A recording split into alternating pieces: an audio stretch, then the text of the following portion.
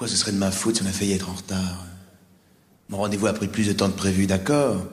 Elle n'avait qu'à pas passer une demi-heure dans la salle de bain. Puis encore heureux que j'ai pris le périph'. Pourquoi a-t-elle insisté pour que j'aille dans le parking? En plus, j'ai vu une super place juste devant le théâtre. Et d'ailleurs, pourquoi est-ce qu'elle rappelle la babysitter alors qu'on vient de la quitter? Oh, et puis merde, pourquoi vouloir absolument aller au théâtre alors qu'il y avait un très bon film à la télé?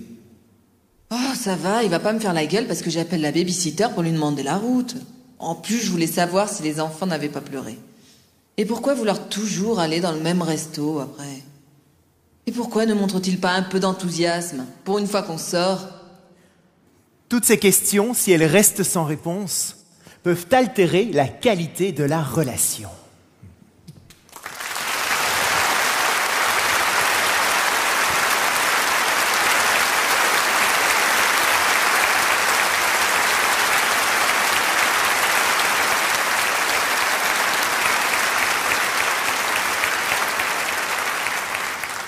C'est la raison pour laquelle le ministère de l'Éducation nationale a été très enthousiasmé par mon idée d'inclure dans le programme un cours d'éducation sur la relation entre hommes et femmes, qui n'est pas que sexuelle. Mais rassurez-vous, on finira par en parler. Ce cours s'inscrit dans le programme de prévention contre le divorce et pour la promotion de la vie à deux. À cet effet, nous avons instauré un nouveau permis à points. Et oui, dorénavant, chacun donnera à son partenaire un permis de couple. Mais pas un permis pour se retirer des points, à chaque infraction des points en moins, comme le permis de conduire. Non, ça vous le faites déjà depuis des années. Vous n'avez pas attendu le permis pour ça. Ici, c'est un permis pour marquer des points. Vous allez gagner des points. Mais avant de vous expliquer ce dispositif, je voudrais faire une petite enquête. Je voudrais savoir qui est venu en couple ce soir. Vous voulez bien lever la main, ceux qui sont venus en couple? Ah oui, quand même, oui. Non, je préfère toujours le savoir avant. Parce qu'après, on est sûr de rien. Je préfère vous prévenir tout de suite. J'en vois d'ailleurs 2-3 qui ont l'air un peu stressés. On a dû le retirer des points récemment. Tiens, à ce propos, qui a déjà eu un retrait de permis? Ben, les divorcés, levez la main. Il y en a? Il y en a là, oui? Quelques-uns? Et les faux permis? Ceux qui sont ici avec leur amant, leur maîtresse. Il n'y en a pas ce soir, non? Allez-y, dites-le, n'ayez pas peur, je ne suis pas curé de toute façon. Vous vous demandez peut-être d'ailleurs comment j'en suis venu à enseigner cette matière peu orthodoxe. Il y a 11 ans, je me suis retrouvé dans une conférence aux États-Unis. Elle était donnée par un certain John Gray. Jamais entendu parler. Il avait, paraît-il, écrit un livre, Mars et Vénus ou quelque chose comme ça. Vous savez, messieurs, c'est ce livre qui traîne sur la table de nuit depuis 2 ans, qui prend la poussière. Toutes les femmes sont là, mais quand est-ce qu'il va le lire? Je vois qu'il y en a. J'étais moi aussi un peu sceptique. Je me demandais vraiment ce qu'un Américain allait pouvoir m'apprendre au sujet des hommes et des femmes. Il n'y connaît rien aux autres cultures. Et puis là-bas, ils ont déjà tous divorcé 4 fois. Normal qu'ils aient besoin de ça. Moi, pas. J'ai quand même été très interpellé par ce que j'ai entendu ce soir-là. Car même si je m'entendais très bien avec Corinne, c'est ma femme. Bon, on n'était aussi mariés que depuis 2 ans à l'époque. On n'avait pas encore eu le temps d'avoir énormément de problèmes. Mais il y avait malgré tout des petits trucs qui m'énervaient chez elle. Comme le fait qu'elle téléphone à sa mère pendant une demi-heure pour expliquer que ce qu'on a mangé à midi était un petit peu froid. Vous voyez, ce genre d'information tout à fait essentielle. Chaque fois qu'elle faisait ça, ça m'énervait. Un être normalement constitué comme moi n'a pas besoin de faire ça. Elle avait donc un problème. J'essayais de la changer. Tu sais, mon amour, le téléphone, ça coûte quand même un peu cher. C'était pas vraiment le coût du téléphone qui me dérangeait. Quoique. Mais c'était surtout le fait de ne pas comprendre pourquoi elle avait besoin de parler pendant des heures pour ne rien dire. Et là, J'ai enfin compris pourquoi Corinne faisait ce qu'elle faisait. Je me suis rendu compte qu'elle n'était pas la seule à le faire. Ça m'a rassuré, ça. Et puis je me suis dit que si je changeais de femme, ça n'allait pas changer le problème. Donc autant essayer de trouver une solution tout de suite, on gagnerait du temps. Corinne était normale, elle n'avait pas à changer. Il fallait simplement lire le bon mode d'emploi. Quand je suis sorti de cette conférence, j'ai acheté les livres et les cassettes vidéo. Et quand je suis rentré en France, j'ai mis Corinne devant la télé. Pour qu'elle comprenne aussi 2-3 trucs qui apparemment l'énervaient chez moi. Comme le fait de zapper pendant une demi-heure, affalé dans le canapé sans rien foutre. Je vois qu'il y en a aussi. Corinne était normale. J'étais normale. Mais nous étions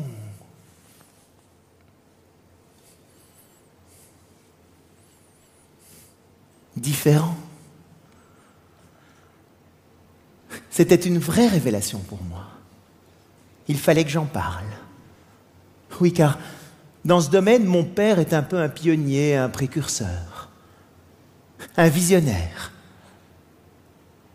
Il a quitté ma mère à ma naissance pour partir avec une de ses collaboratrices.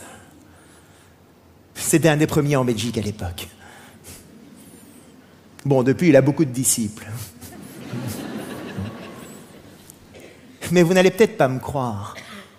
Mais jusqu'à l'âge de 13 ans, j'ai cru que mes parents étaient encore ensemble. Ma mère me disait « Papa travaille trop loin, il ne peut pas rentrer tous les soirs à la maison. » Je passais quelques heures le samedi après-midi avec mon père, puis il repartait, comme si de rien n'était. Pour moi, c'était normal, j'y croyais, malgré les évidences énormes. Je n'ai jamais passé de vacances avec mon père, de week-end avec lui. Il n'y avait aucun effet personnel de mon père à la maison. Même ma mère avait un lit simple dans sa chambre. Quand j'allais chez des amis et que je voyais un lit double dans la chambre des parents, je me demandais vraiment à quoi ça servait, ce truc-là.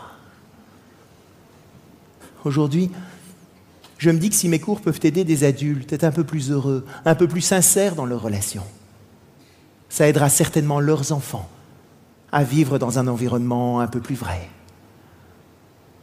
Voilà d'où me vient ma vocation de prof.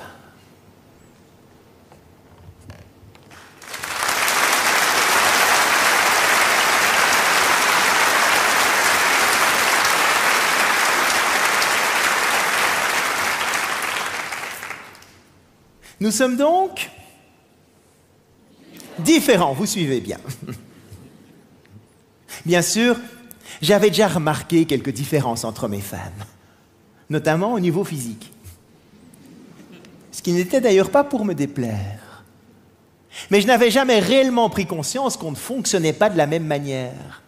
Peut-être parce qu'au début de la relation, ces différences n'apparaissent pas. Nous parlons la même langue. Monsieur est tout amoureux. Il ose se promener dans la rue avec un bouquet de fleurs. Il prend une douche avant de venir vous chercher, mesdames, et met ses plus beaux vêtements. Il s'organise pour arriver à l'heure.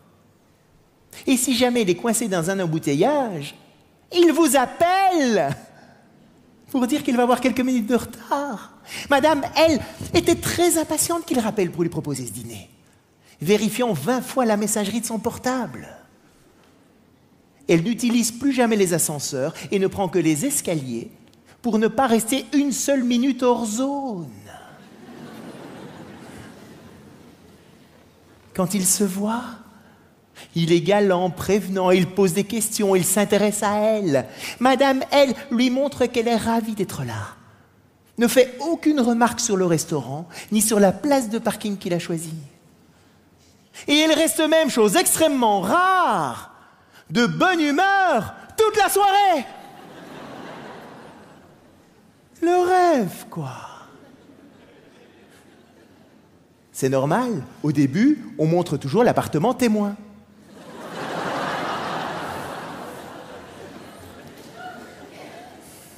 Mais c'est une fois que la relation s'établit que les petits problèmes vont commencer. Oh, rien de bien grave.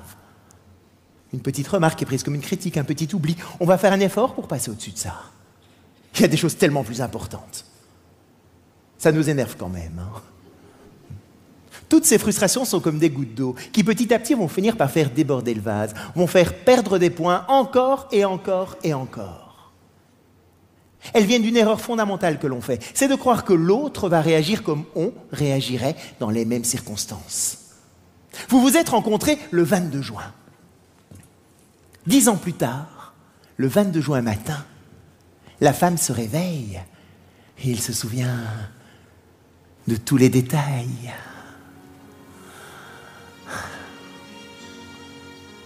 C'est à 9h22. Elle portait une jolie robe à fleurs, assise sur un banc public, sur la grande place, en dessous d'un platane, au soleil. Elle se dit, je suis sûre que quand il va se réveiller, il va me dire, oh ma chérie, tu te souviens ? Il y a 10 ans, 9h22, le platane, le banc public, ta robe à fleurs, la grande place, le soleil. Et lui, qu'est-ce qu'il fait ? Il se lève, il se rase, il part travailler. Comme d'habitude. Et là, elle se dit, je suis sûre qu'il m'a rien dit ce matin. Parce que ce soir, il va faire une petite surprise. Au bout de 20 ans, elle a compris. Mais au bout de 10 ans, elle espère encore. Il va se passer quelque chose, on va retourner sur la grande place, on va fêter l'événement d'une manière ou d'une autre. Le soir arrive, il rentre, il dîne, il se couche. Comme d'habitude.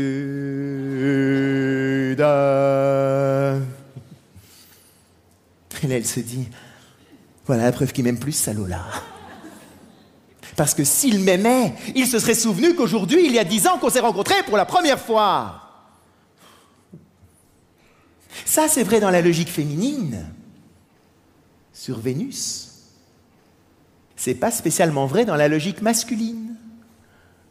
Sur Mars. Alors, il faut comprendre, messieurs, pourquoi c'est important de vous souvenir du 22 juin. Enfin, pas du 22 juin. Il n'y a rien le 22 juin, messieurs. C'est juste un exemple, hein, d'accord ? Non, parce que j'en vois 2-3 qui sont là. Tiens, c'était quand la date de notre première rencontre ? Mais en même temps, mesdames, si un homme ne s'en souvient pas, c'est pas spécialement parce qu'il n'y a plus d'amour. C'est parce qu'on est différents. On part en week-end chez nos amis Jacques et Martine. On a décidé qu'on partait le samedi matin à 8h.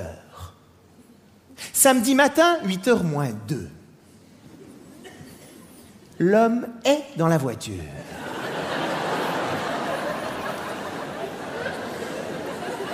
Ceinture de sécurité attachée.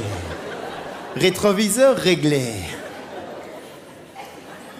Il est prêt.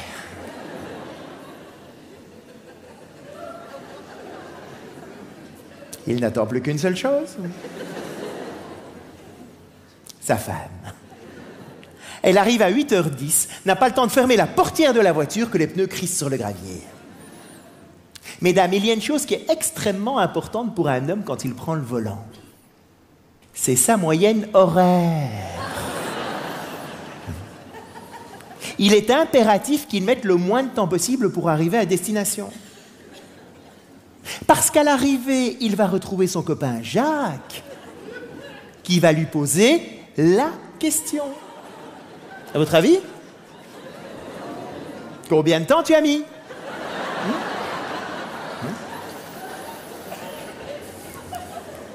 Les hommes parlent entre eux de ce qui est le plus important à leurs yeux. Leur... Non, pas leur voiture, leur... compétence à atteindre un objectif. Et c'est comme ça que tous les hommes sont toujours en compétition les uns par rapport aux autres pour savoir qui a couru le plus vite, qui a sauté le plus haut, qui a marqué le plus de buts, qui a la plus grande surface commerciale, le plus gros chiffre d'affaires, la plus grosse voiture, oui. Quoi d'autre ? Tout ce genre de conversation est assez étrange pour une femme. Parce que pour elle, ce qui est avant tout important, c'est la qualité de la relation. Et c'est comme ça que Martine va plutôt poser ce type de questions. Comment s'est passé le voyage? Est-ce qu'il était de bonne humeur? De quoi est-ce que vous avez parlé dans la voiture? Est-ce que vous vous êtes arrêté pour manger quelque part? Est-ce que c'était bon? Est-ce qu'il a fait beau? Comment ça s'est passé? Et c'est comme ça qu'on peut comprendre que quand deux femmes se rencontrent, au bout de 5 minutes, elles connaissent le nom des enfants, ce qu'elles aiment bien, ce qu'elles n'aiment pas, ce qu'elles ont mangé la veille. Elles vont partager un ressenti, des émotions. Et le plus extraordinaire, c'est qu'elles vont retenir toutes ces informations.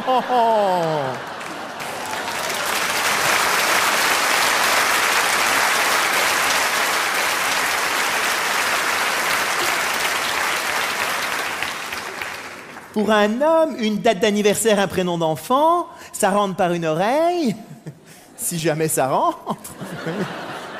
Ça sort tout de suite par l'autre. On n'a pas les mêmes filtres. Alors, mesdames, si vous voyez qu'il se concentre sur la route, ne lui parlez pas dans ces moments-là. Il risquerait de vous reprocher d'avoir loupé la sortie de l'autoroute. Il vous le reprochera. Un homme ne peut pas faire 2 choses à la fois. Eh oui.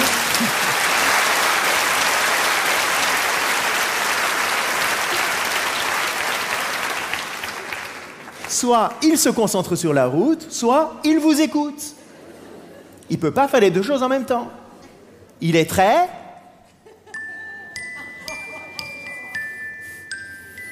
séquentiel. Il n'ouvre qu'un seul dossier à la fois. Une femme demande à un homme de faire quelque chose. L'homme le fait. Ça arrive, ça, mesdames. Parfois. Et pendant qu'il le fait, elle demande autre chose.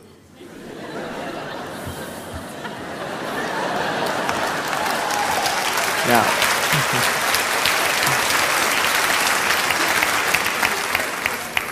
Il y a un bug. On va résister. Et bien souvent, les femmes, à ce moment-là, se disent « Mais voilà la preuve qu'il ne veut pas m'aider. » Mesdames, c'est pas qu'on ne veut pas vous aider, c'est que ce n'est pas le bon moment de nous le demander. Parce qu'étant déjà dans un dossier, il faut qu'on ferme le dossier, qu'on en ouvre un autre.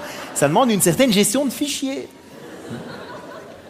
Un jour, une femme me dit « Ah, ça me rassure de savoir qu'il n'y a pas que mon mari qui est comme ça. J'ai un peu mal au dos. Et généralement, c'est lui qui monte l'aspirateur qu'on range au premier étage de la maison. Mais l'aspirateur peut être au pied de l'escalier. Il peut monter 5 fois en passant à côté de l'aspirateur sans le prendre. Chaque fois qu'elle voyait ça, 2 points en moins. Évidemment, il l'a vu et il fait exprès de ne pas le monter juste pour m'embêter. Alors qu'en fait, mesdames, c'est pas ça du tout. Pourquoi est-ce qu'il ne montait pas l'aspirateur? Parce qu'il montait pour aller se coucher. Il ne montait pas pour monter l'aspirateur.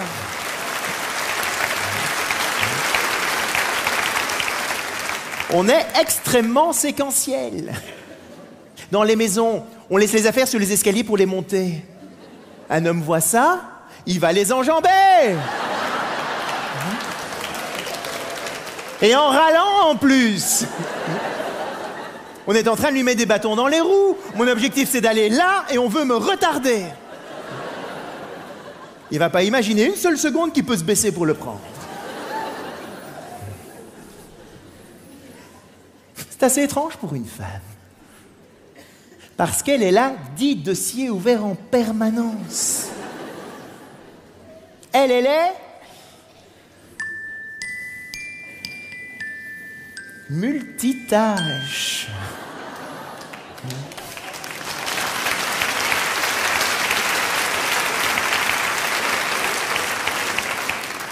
Passant constamment d'un dossier à l'autre. Ça aussi, ça agace les hommes, ça.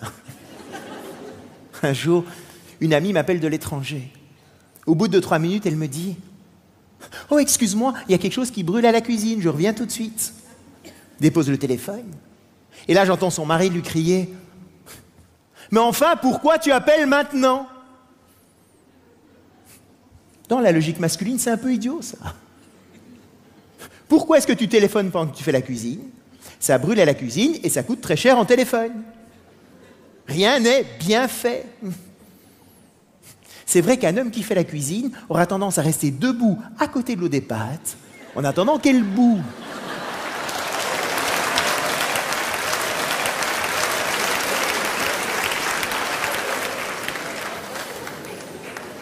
C'est vrai que ça va peut-être pas la faire bouillir plus vite.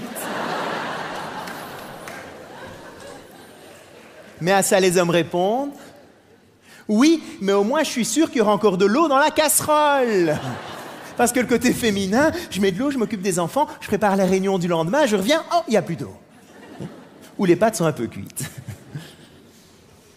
Alors, mesdames, si vous voyez aussi qu'il est perdu en voiture, ne lui suggérez pas de demander son chemin. Il prend ça comme une insulte. Un homme ne se perd jamais. Il trouve de nouveaux itinéraires.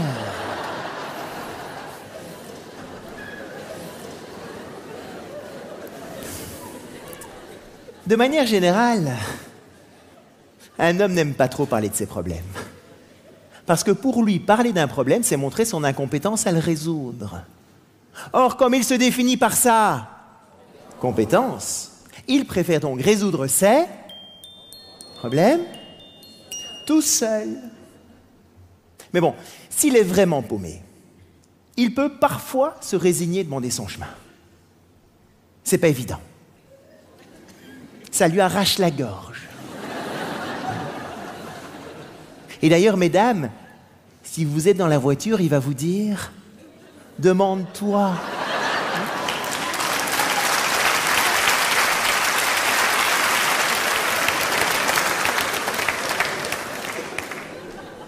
Soi-disant, c'est parce que vous êtes du bon côté du trottoir. Ça n'a rien à voir avec ça.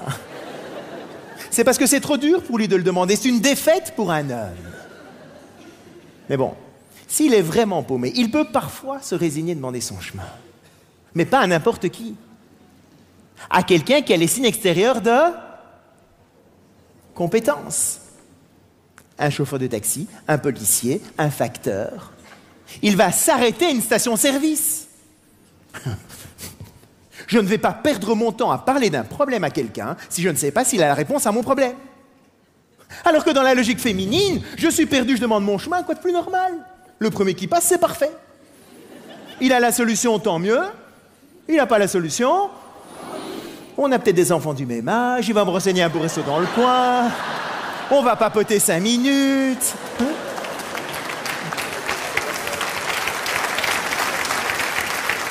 On s'est bien amusé. Et tu lui as demandé le chemin? Oh non, j'ai oublié!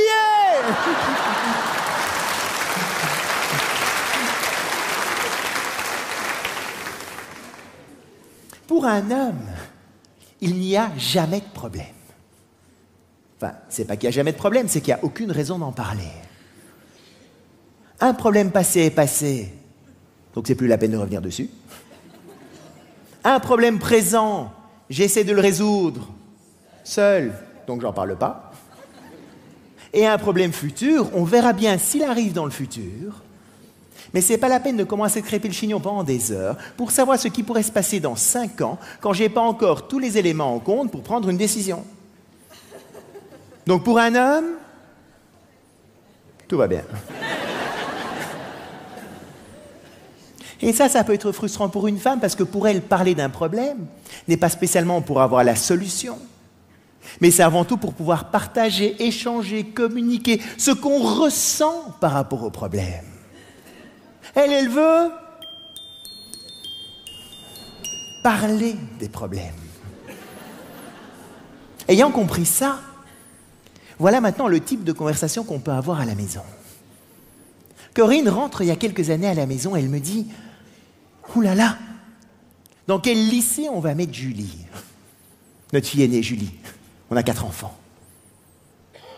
Elle avait 7 ans à l'époque. Dans ma logique masculine, quand j'entends ça, j'ai envie de botter en touche tout de suite. Qu'elle entre d'abord au collège, on verra bien plus tard. Il n'y a pas de décision à prendre maintenant, donc il n'y a aucune raison d'en parler. Mais bon, j'ai compris 2-3 choses maintenant, donc on en parle. On en parle. Mais oui, parce que j'ai une copine qui m'a dit que ce lycée-là, il n'était pas terrible. Il y en a un autre qui est vraiment bien, mais qui était un peu plus loin. Mais je sais pas, le matin, si j'aurais le temps d'aller conduire les enfants dans une école, et puis dans l'autre, quand t'es pas là le matin, de toute façon, t'es jamais là le matin, donc il faut bien que je débrouille toute seule. Peut-être qu'elle pourrait prendre un bus. Oh non, je veux vraiment pas qu'elle prenne un bus, parce que moi, toute ma jeunesse, j'ai dû prendre un bus. Et mes parents m'engueulaient parce que je faisais du bruit le matin. C'est vraiment difficile à vivre pour moi. Je devais me lever avant eux, c'était vraiment difficile. Toute seule, hein, vous voyez, toute seule comme ça. Donc ça, je veux vraiment pas imposer à Julie. Mais peut-être qu'on pourrait déménager, comme ça on sera entre les 2 écoles. Ben, allons-y, déménageons demain, évidemment. Oui, mais si on déménage, peut-être qu'on pourrait rentrer en Belgique, parce que le système scolaire est quand même moins basé sur la compétition qu'en France, ou les États-Unis. Ce serait quand même sympa d'aller habiter quelques années aux États-Unis. Et j'ai une copine qui m'a dit qu'en Australie, le système scolaire est fabuleux. Quoi, elle t'a dit ça? Mais oui, ils font du sport à l'école l'après-midi, le respect du rythme de l'enfant, la manière dont ils apprennent la gestion des conflits, c'est vraiment génial tout ce qu'ils font. On fait le tour de la Terre comme ça pendant 10 minutes. Et puis au bout de 10 minutes, elle me dit « Oh, mais de toute façon, il n'y a pas de décision à prendre maintenant. »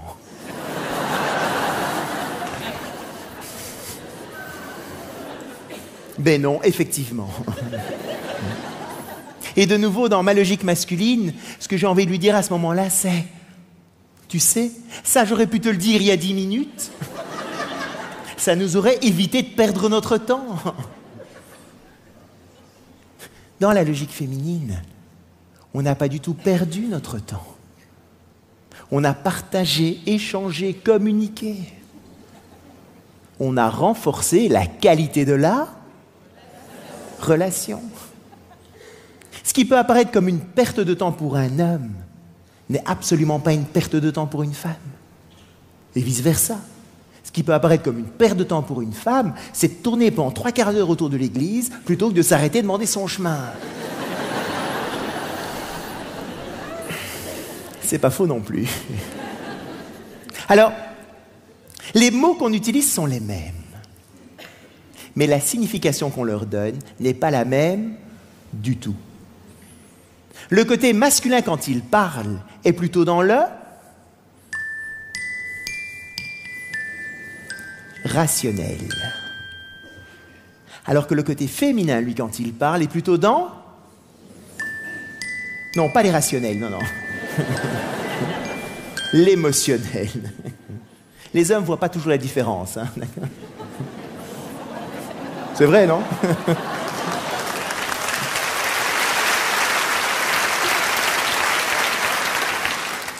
Corinne se lève le matin.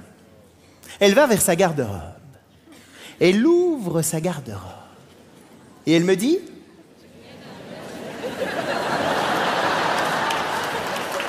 J'ai rien à me mettre. Chez vous aussi? Moi, avant, quand j'entendais ça, je me disais, mais pourquoi elle me ment? Parce que pour moi, j'ai rien à me mettre, ça veut dire, il n'y a pas de vêtements dans ma garde-robe. Or, des vêtements, il y en a. Et pas que dans sa garde-robe, en plus.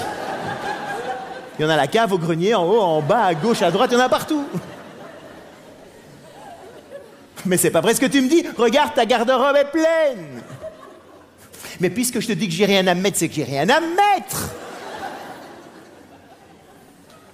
On part travailler, on oublie, c'est pas grave. 2 points en moins. 3. Ce que j'ai compris maintenant, c'est que quand Corinne me dit « j'ai rien à me mettre », elle ne me dit pas « il n'y a pas de vêtements dans ma garde-robe ». Ce qu'il faut que vous sachiez, messieurs, c'est que quand une femme s'habille, ce qu'elle recherche, c'est que les vêtements qu'elle porte correspondent à l'humeur dans laquelle elle est. Ah, c'est ça. Eh oui. Et donc quand elle dit « j'ai rien à mettre », ce qu'elle dit avec le décodeur maintenant c'est « j'ai rien qui corresponde à l'humeur dans laquelle je suis ce matin ». Et elle a beaucoup d'humeur.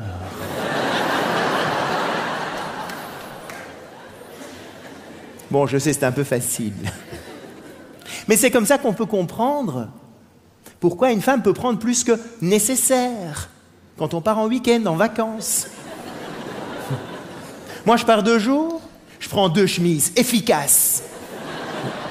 Ça marche pas dans l'esprit féminin parce que je sais pas le temps qu'il va faire, les gens qu'on va rencontrer, les circonstances, si le restaurant dans lequel on va aller va être plus ou moins chic.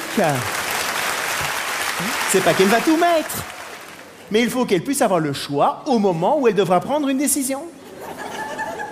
Donc, messieurs, quand on part en vacances, on prend une grande valise. Cela vous fera un petit peu d'exercice.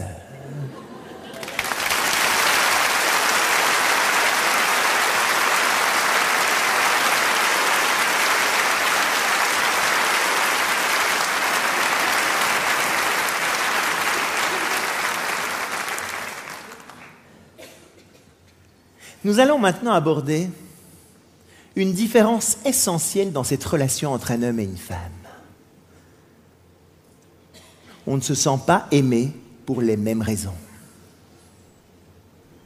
Avant, quand je partais en déplacement professionnel, Corinne me posait plein de petites questions sur mon voyage. À quelle heure est ton avion ? À quelle heure est-ce que tu dois arriver à l'aéroport? Est-ce que tu as assez de temps pour ta correspondance et ton passeport et ton hôtel et ton ci et ton là? Chaque fois qu'elle me posait toutes ces questions, mon sentiment c'était au mieux de l'indifférence, mais plutôt de l'agacement. Je me sentais attaqué dans ma compétence à être capable d'organiser mes voyages tout seul. Et moi, comment je faisais? Au revoir mon amour.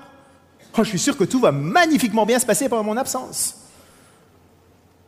Plus tard, elle m'a dit aussi, tu sais, quand tu partais comme ça, moi aussi, mon sentiment, c'était au mieux de l'indifférence, mais plutôt de l'agacement. Elle se disait, ben, c'est facile pour lui. Il part, il me laisse mon travail, la maison, les enfants, son chien. Oui, j'ai eu un Saint-Bernard un peu avant de la rencontrer. Elle l'avait adopté, mais quand elle était fâchée, c'était encore mon chien. Il s'en fout. Elle ne ressentait pas d'amour non plus là-dedans. Et quand c'était elle qui partait, c'était exactement la même chose. J'étais frustré par toutes les questions qu'elle me posait sur ce que j'allais faire avec les enfants pendant son absence. Et elle pensait que j'étais fâché qu'elle parte parce que je ne lui posais aucune question sur son voyage. Sans nous en rendre compte, on faisait l'erreur de donner à l'autre ce qu'on aurait bien aimé recevoir. L'homme, pour se sentir aimé, a avant tout besoin de ressentir de la confiance. Alors qu'une femme, elle, a avant tout besoin de recevoir des attentions. Corinne, à travers toutes les petites questions qu'elle me posait, c'était plein de petites attentions, plein de manières de montrer tout l'amour qu'elle a pour moi. Et moi, qu'est-ce que je faisais? Je lui donnais la meilleure preuve d'amour que je connaissais. Je lui faisais totalement confiance qu'elle était suffisamment grande, dynamique, organisée, débrouillarde pour pouvoir se passer de moi pendant 3 jours. Le problème de ça, c'est que Corinne peut me faire des couches et des couches d'attention. Je m'en fous. Enfin, je les prends, c'est pas désagréable.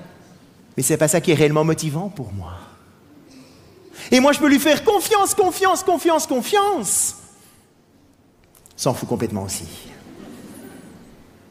Et c'est là où on peut sortir tous les deux épuisés, en ayant l'impression d'avoir été extraordinaire envers l'autre et de ne rien avoir reçu en retour. Et on se retire des points, encore et encore et encore. J'aime Corinne. Ça ne me pose donc aucun problème de le lui montrer. Et je sais maintenant que c'est à travers les attentions. Donc quand elle part, je pose plein de questions avant.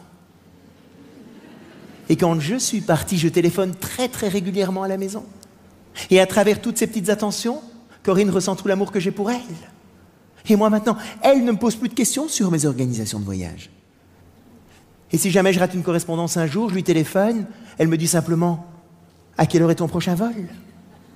Et elle ne va pas commencer à me dire « Ah, tu vois, je te l'avais bien dit. T'aurais dû prendre un avion plus tôt ou plus tard, ou t'aurais dû faire ça, gna gna gna, gna gna gna, gna gna gna. » Vous voyez un peu, gna gna gna, oui? Juste pour voir.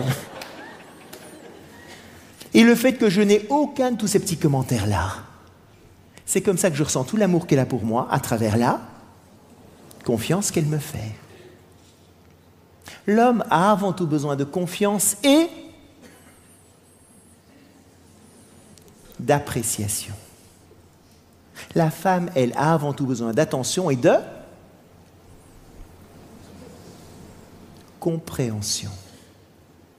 Ce sont 4 mots à inscrire en lettres d'or quelque part, qui sont les clés pour vivre ensemble, pour se marquer des points.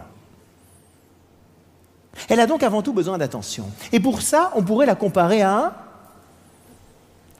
jardin. Qu'est-ce qu'il faut faire pour qu'un jardin soit beau? L'arroser, l'entretenir, enlever les mauvaises herbes, bêcher, labourer. Oh non!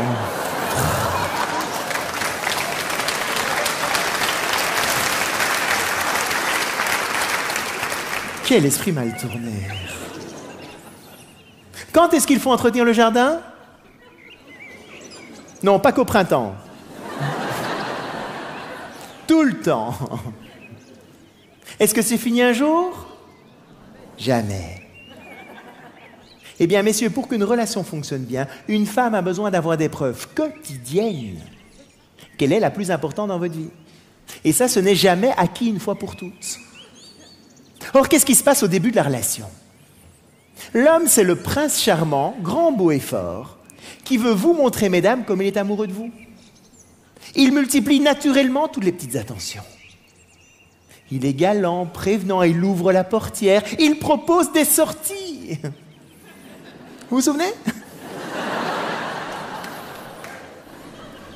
Normal, au début, il est à un entretien d'embauche.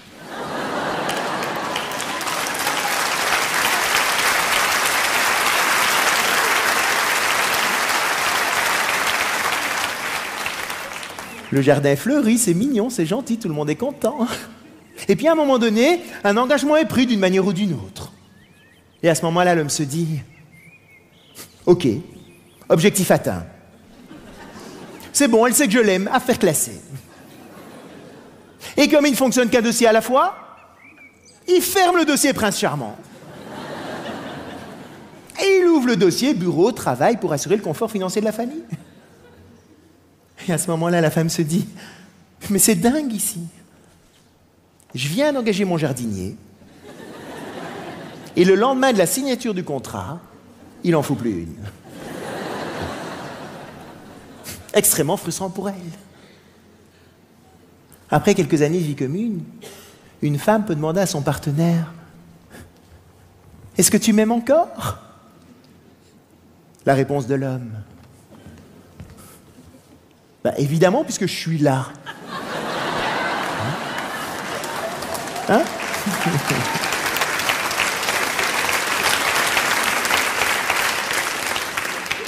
Et puis je te l'ai dit il y a 5 ans que je t'aimais, tu te souviens? Tu vas quand même pas me le demander tous les jours. Un jour, un homme me dit « Je comprends maintenant pourquoi ma femme est un peu frustrée. Parce que chaque fois qu'elle me demande « Est-ce que tu m'aimes ?» je lui réponds « Tu seras la première personne informée quand ce ne sera plus le cas. » C'est romantique, hein? Si je suis là, c'est que je t'aime. Arrête de te poser la question. Tu devrais le savoir une fois pour toutes. Messieurs, elle ne le saura jamais une fois pour toutes. Car aussi beau qu'ait pu être un jardin, Dès qu'on arrête de s'en occuper, mauvaises herbes se mettent à pousser. Alors là, j'entends 2-3 hommes se dire « Je savais qu'il y avait un piège en venant ici ce soir. » Avec tout ce que je fais déjà, il m'en remet une couche, celui-là. Parce que les hommes sont dans la logique suivante. Bon. Il faudrait peut-être que je lui montre que je l'aime.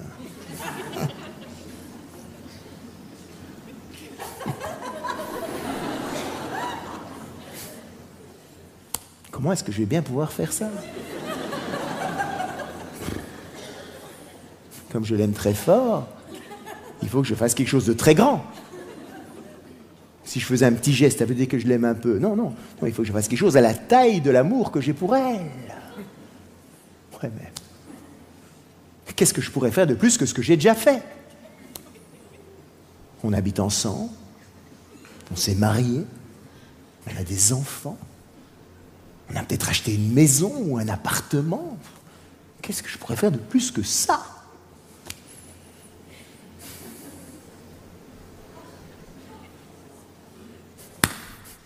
Elle m'a dit un jour qu'elle voulait aller à Hawaï. Ils travaillent très fort toute l'année. Ils partent 1 semaine à Hawaï.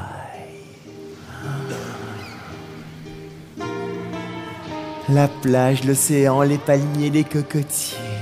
Magnifique hôtel, le voyage de rêve.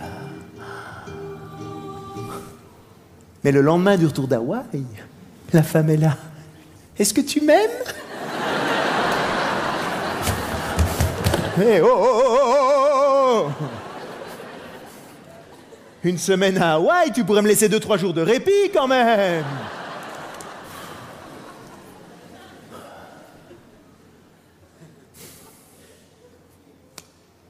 Peut-être qu'1 semaine, c'était pas assez. Peut-être qu'il fallait partir 15 jours. Ils travaillent 2 fois plus fort l'année suivante. L'année suivante, ils repartent 15 jours à Hawaï. L'huile de coco sur les corps bronzés. Magnifique croisière. Mais même le lendemain du retour des 15 jours, la femme est là. Est-ce que tu m'aimes? Elle est à des hommes qui baissent les bras. J'en peux plus, moi. On a déjà l'écran plasma, les canapés en cuir, le Renault Espace. Elle est jamais contente, il lui faut toujours plus. Je suis pas Bill Gates non plus. J'ai une bonne nouvelle pour vous, messieurs. Enfin. Dans la logique féminine, il n'y a pas de pondération. Votre manière, messieurs, de montrer votre amour, vous le faites par un grand geste ou par un petit geste, c'est la même chose. On va faire des économies ici.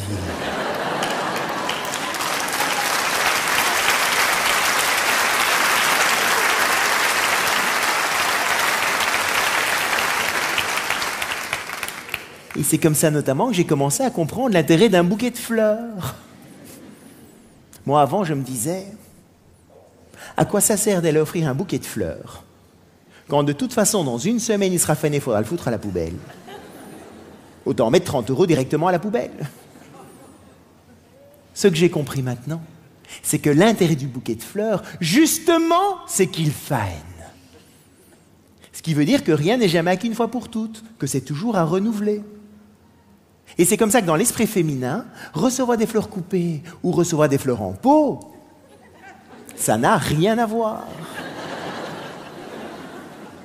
Les fleurs en pot, c'est « Tiens, le problème est réglé pour 6 mois. »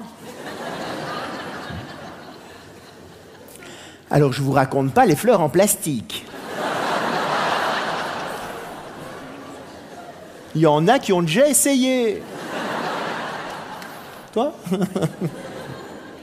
Alors, toutes ces attentions, messieurs, ne se résument évidemment pas qu'à des cadeaux. Ce sont tous ces petits gestes du quotidien que vous pouvez avoir. Par exemple, quand vous rentrez chez vous le soir, si votre partenaire est là, cherchez-la et prenez-la dans vos bras avant de faire quoi que ce soit d'autre. Moi, avant, ma logique était la suivante. Je rentrais, j'allais vite voir mon courrier, mes petits trucs, et débarrassé de ces détails, je gardais le meilleur pour la fin.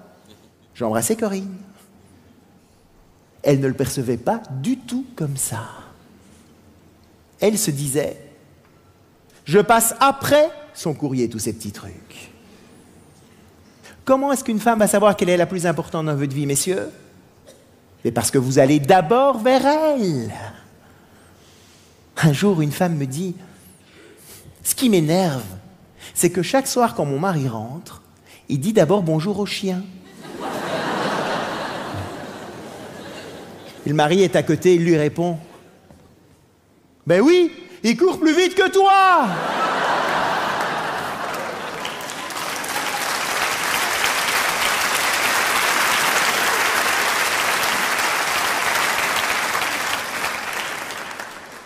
Si tu veux que je te dise bonjour d'abord, t'as qu'à enfermer le chien ou t'entraîner un peu. Moi, je dis bonjour dans l'ordre d'arrivée de ce qui me vient. Alors, messieurs, c'est pas vraiment qu'une femme va se cacher, mais elle peut très bien ne pas tout à fait se montrer pour voir si vous allez aller vers elle. Hein? C'est subtil, ça.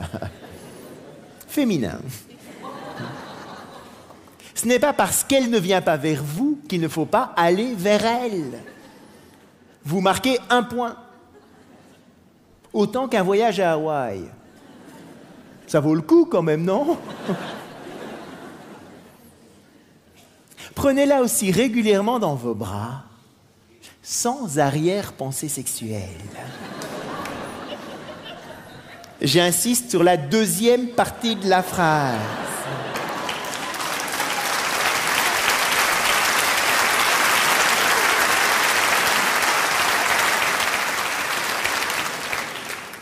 Beaucoup de femmes se plaignent que leur partenaire ne la prend plus dans les bras que quand il a envie de faire l'amour. Et les hommes sont là. Ben oui. Pourquoi d'autre est-ce que je te prendrais dans les bras? Ils voient pas trop. Une femme a un besoin de contact physique non sexuel beaucoup plus important qu'un homme. Alors une autre forme extrêmement appréciée d'attention, messieurs, c'est la prévenance. Une femme espère secrètement que vous ferez les choses sans qu'elle ait à le demander. Oh.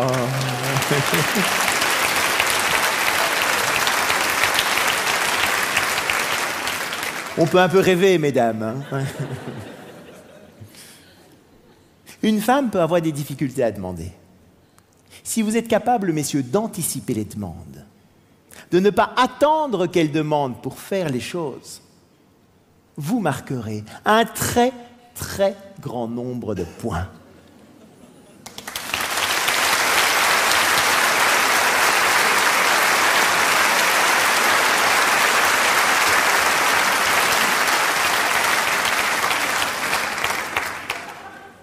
Alors, elle a aussi besoin de compréhension. Et pour ça, on pourrait la comparer à une vague.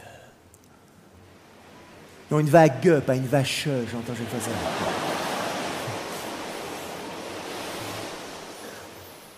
Parce qu'une vague, il y a des hauts et des bas.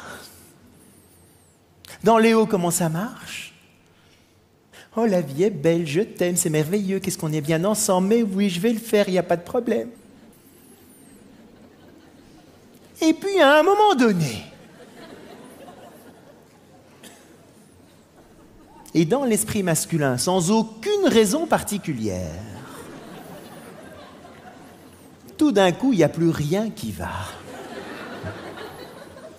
Et comment est-ce qu'on va remarquer ce changement de cap, là, ce changement d'humeur? Bien, c'est à ce moment-là qu'une femme va commencer à parler de plein de problèmes et qu'elle va utiliser ce qu'un homme prend pour des exagérations. Elle va utiliser des mots comme « toujours »,« jamais »,« personne »,« tout le monde ». C'est toujours la même chose. Tu ne fais jamais rien. C'est moi qui fais tout. Personne ne m'aime. Ça n'ira jamais. Vous connaissez bien vos leçons, hein?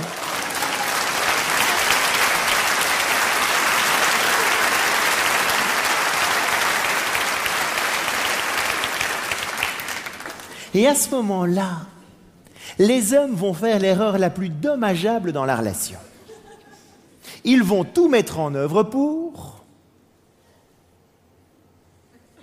couper la vague. Comment est-ce qu'ils coupent la vague, les hommes? Bien, je vais prendre un couple de volontaires pour vous illustrer comment on coupe une vague. Tiens, on va prendre ces deux-là. Là. Tiens, venez. On peut les applaudir, parce que ça va quand même être une épreuve très difficile pour eux.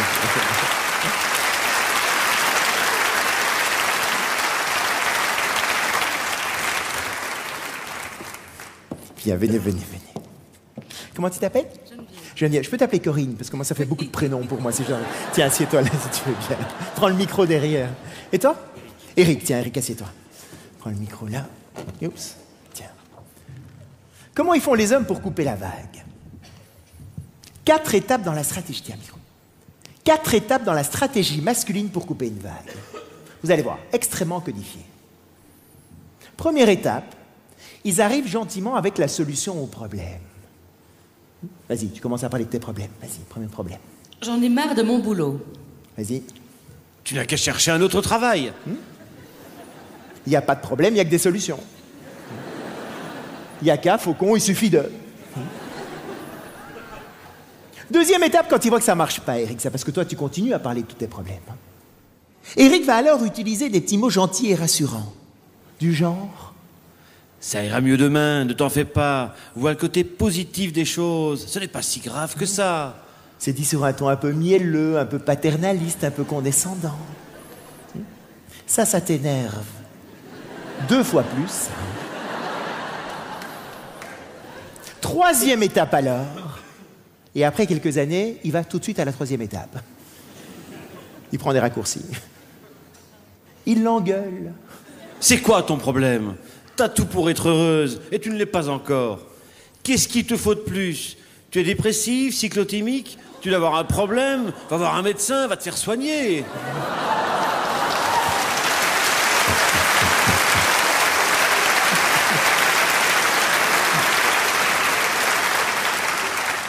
Il doit même pas lire sa fiche, hein, ça sort tout seul là-bas. Et parfois, on va encore un peu plus loin. Vas-y. Oui, vas-y. Ça va, j'ai compris, t'as tes règles dans 2 jours.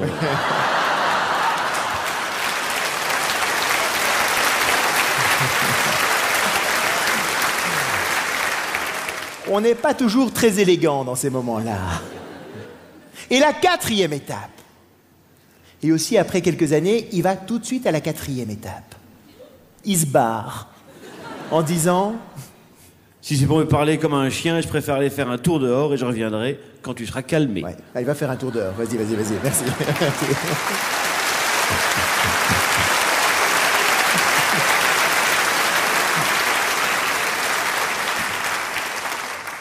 En fait, messieurs, aucune de ces stratégies ne fonctionne. Hein? Il n'y a rien qui marche. Hein? Vous avez déjà tout essayé. À l'endroit, à l'envers, en haut, en bas, rien ne fonctionne. Pourquoi? Parce que l'erreur est évitée à tout prix dans la relation. Il ne faut absolument pas couper la vague. Ce qu'il faut faire, c'est quoi?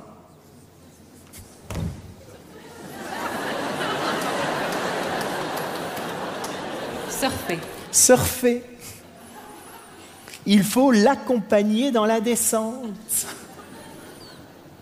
Ça veut dire qu'il faut qu'un homme comprenne que quand une femme descend cette vague, elle n'est pas dans un côté masculin rationnel, elle est dans son côté féminin émotionnel.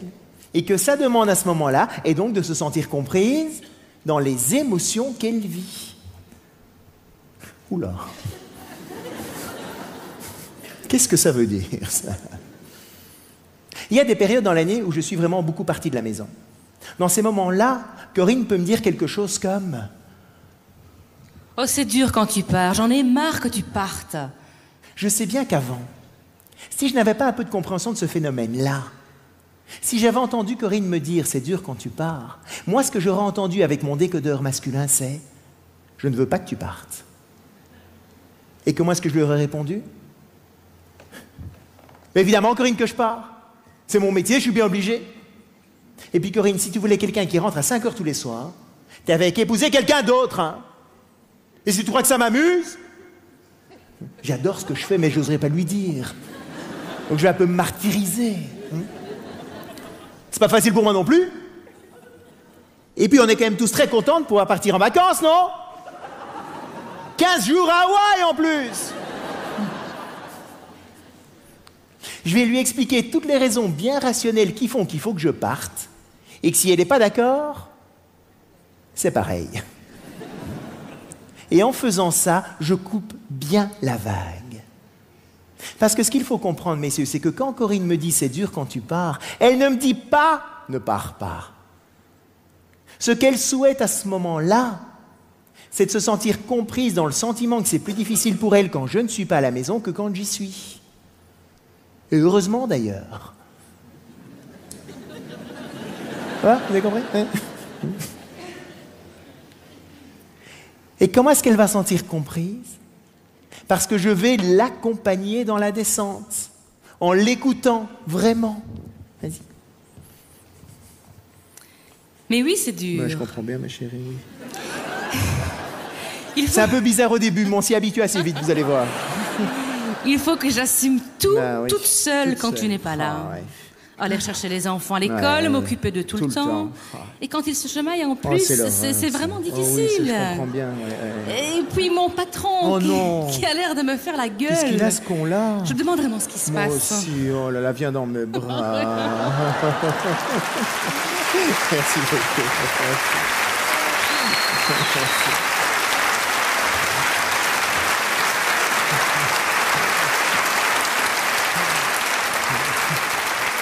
Alors, on rigole un peu maintenant. Mais dans ces moments-là, j'écoute vraiment Corinne. Je sais que c'est plus dur pour elle. Et la bonne nouvelle, messieurs, c'est qu'une fois qu'elle touche le fond, elle remonte. Toute seule. Et quand elle remonte, elle me dit « Oh, il n'y a pas de problème que tu partes, amuse-toi bien. »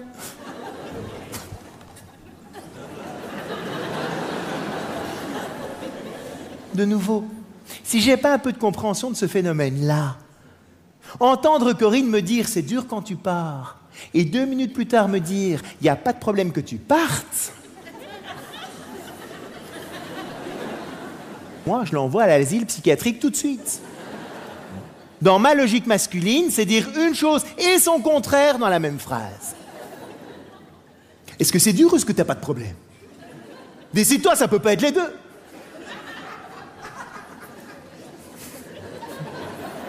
Elle change tout le temps d'avis, elle sait pas ce qu'elle veut. Elle ne change pas d'avis. Dans un premier temps, elle exprime ce qu'elle ressent. Elle n'est pas contre le fait que je parte. Mais où elle commencerait à avoir des problèmes, c'est si elle ne se sentait pas comprise, justement. Car alors, il y aurait du sable qui commencerait à s'accumuler dans le fond de la vague.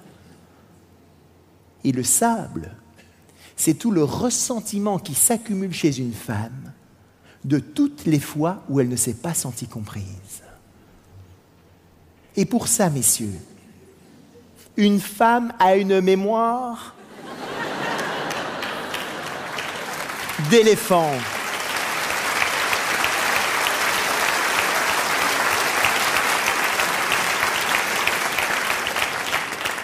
Elle se souvient tout.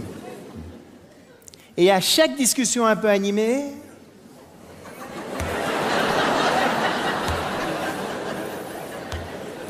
elle nous remet le couvert de tous ces vieux trucs. Et bien souvent, à ce moment-là, les hommes sont totalement démunis par rapport à ça. Mais qu'est-ce que tu me racontes encore? Ça s'est passé il y a des années. On ne peut plus rien y faire, donc il n'y a plus aucune raison d'en parler. Elle en reparlera. Jusqu'à ce qu'elle se sente enfin comprise dans l'émotion engendrée par ce qui s'est passé. Même si c'était il y a des années. Alors pourquoi les hommes font cette erreur systématique de couper la vague? Eh bien parce que l'homme, c'est le prince charmant, qui imagine, mesdames, qu'un jour, vous allez être heureuses, Tout le temps comme ça. Avec tout ce qu'il fait. Il n'y a pas de raison qu'il y ait des hauts et des bas. C'est le prince charmant idéal pour cette princesse. Messieurs, si vous voulez vivre avec quelqu'un comme ça,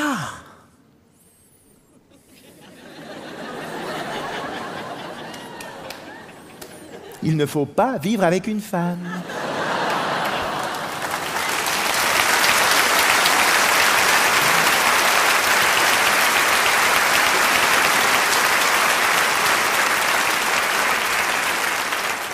Désolé. Et même dans une relation homosexuelle, il y en a un qui est dans un côté plutôt féminin et un qui est dans un côté plutôt masculin. Vous n'y coupez pas. Vous pouvez vivre avec votre chien. Lui, il est content de vous voir, quelle que soit l'heure à laquelle vous rentrez. Bon, il n'y a pas que des avantages non plus. Mais ça, messieurs, c'est utopique. Mais beaucoup d'hommes sont dans cet imaginaire-là. Et ils vont alors faire l'erreur de prendre tout ce qu'une femme dit quand elle descend cette vague, personnellement, comme une critique, comme un reproche. Et ils vont donc évidemment vouloir se justifier. Mais non, je ne suis pas le salaud que tu es en train de décrire. Regarde, il y a ça et ça qui va bien. S'il te plaît, sois heureuse, il n'y a aucune raison que tu sois malheureuse. Et c'est là où c'est une clé dans la relation. Il faut véritablement qu'un homme comprenne que quand une femme descend cette vague, c'est comme du Canada Dry. Vous vous souvenez de la publicité Canada Dry il y a quelques années? Ça a le goût de l'alcool, l'odeur de l'alcool, les bulles de l'alcool, mais ce n'est pas de l'alcool. Eh bien, il faut qu'un homme sache que quand une femme descend cette vague, ça a le ton de la critique. Ça a les mots de la critique. Ça a tout d'une critique. Mais ce n'est pas une critique.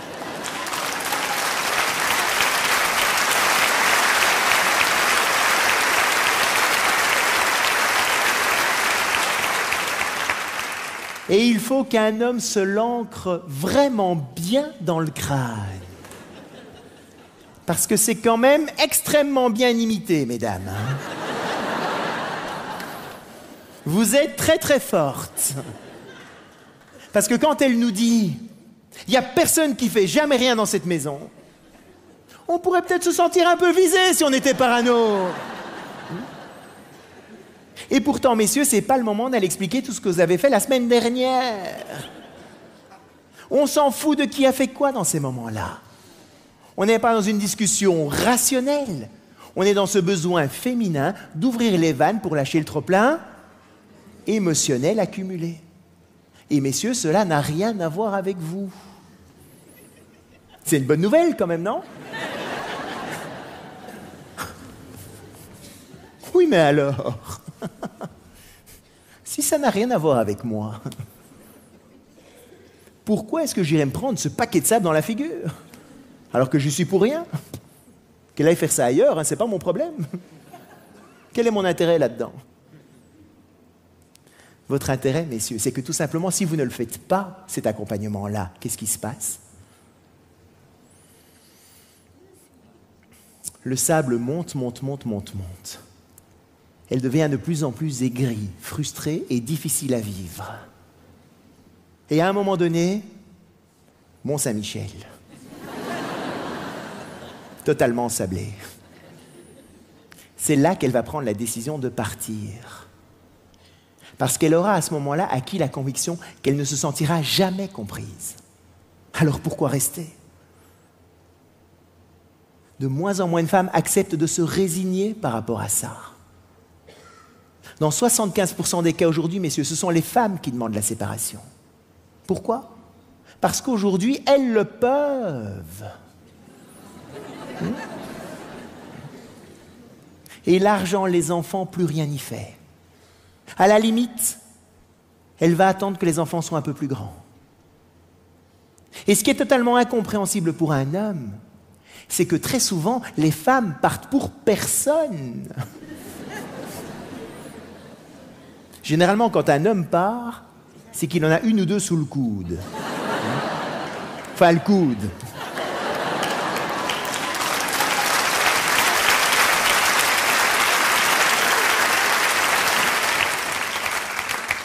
Mais une femme peut très bien partir pour personne. Et ça, c'est extrêmement déstabilisant pour un homme. Parce que le message que l'homme reçoit à ce moment-là, c'est « Tu es moins que rien.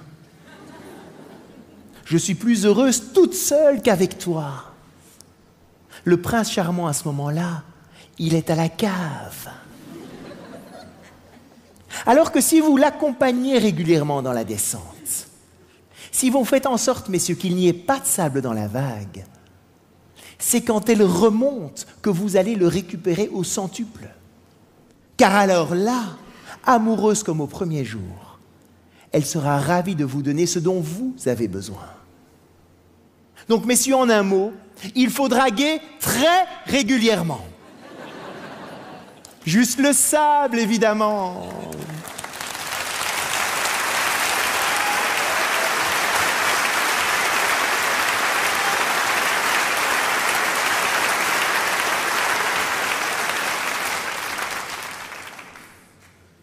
Alors, à votre avis, mesdames, quelles sont pour vous les meilleures chances de recevoir attention et compréhension? C'est de nous donner? Non. Du sexe, j'entends. On va en parler à la fin, rassurez-vous.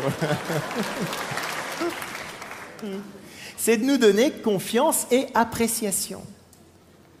Et vice-versa, une relation est avant tout une relation d'échange. L'homme a donc avant tout besoin de confiance. C'est la confiance que vous mettez dans leur compétence à faire les choses. Or, les femmes ne se rendent pas compte parfois à quel point elles peuvent blesser un homme par rapport à toute une série de petites remarques qu'elles peuvent faire, qui sont juste des petites remarques en l'air comme ça, qui n'ont l'air de rien, mais qui peuvent être extrêmement blessantes pour un homme. Et ça va se nicher dans les détails les plus infimes du quotidien. Il l'emmène au restaurant pour la Saint-Valentin, son anniversaire. La soirée se passe bien, tout le monde est très détendu, l'ambiance est excellente. Et à un moment donné, elle va voir un tableau qui est au mur et elle va lui dire « Oh, t'as vu le tableau, qu'est-ce qu'il est moche !» Et là, l'homme arrête de parler pour le reste de la soirée. Et elle ne comprend absolument rien de ce qui s'est passé. Mesdames, s'il l'emmène dans ce restaurant-là, c'est que c'est lui qui a peint le tableau.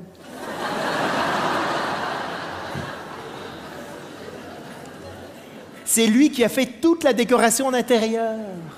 Il est le bœuf qui est dans l'assiette. Il est tout. Et toute remarque qu'elle fait par rapport à l'endroit où il l'emmène, il risque de le prendre personnellement.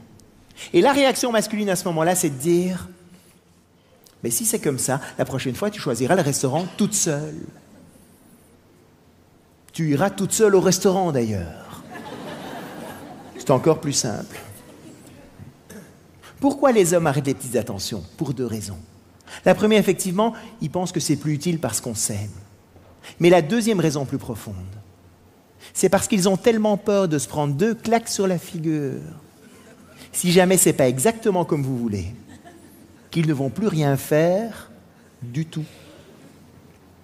Le nombre d'hommes, j'ai déjà entendu, ils sont là en train de nettoyer les vitres chez eux. Et la femme vient par derrière. Non, c'est pas dans ce sens-là qu'il faut les nettoyer.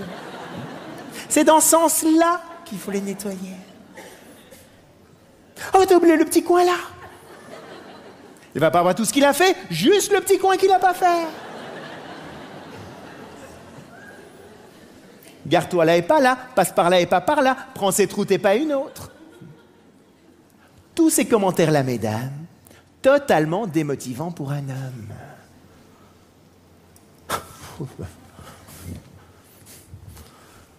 Qu'est-ce qu'ils sont susceptibles, ces mecs, si on peut rien leur dire? Hein? Mesdames, c'est pas qu'on est susceptible, c'est qu'on est sensible. Oh. Eh oui.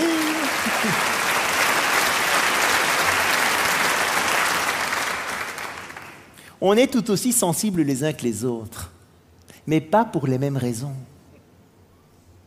Quand est-ce qu'une femme est vite blessée? quand on coupe la vague, quand on critique ce qu'elle ressent. C'est normal, c'est comme ça qu'elle se définit. Un homme qui, lui, se définissant avant tout par ce qu'il fait, c'est normal qu'il soit plus vite blessé quand on critique ce qu'il fait. Bien souvent, on a tendance à sous-estimer les blessures qu'on impose à l'autre, parce que si on nous le faisait, ça ne nous ferait pas grand-chose. Mais ce n'est pas parce que ça ne nous fait pas grand-chose que ça ne fait pas grand-chose à l'autre. Et en disant ça, mesdames, je ne suis pas en train de vous dire faites-le, ne le faites pas, vous faites ce que vous voulez. Mais ce que je veux vous dire, c'est que quand vous le faites, que vous le vouliez ou non, il y a des conséquences. On va en faire de moins en moins. Ce n'est pas votre intérêt, ni notre envie.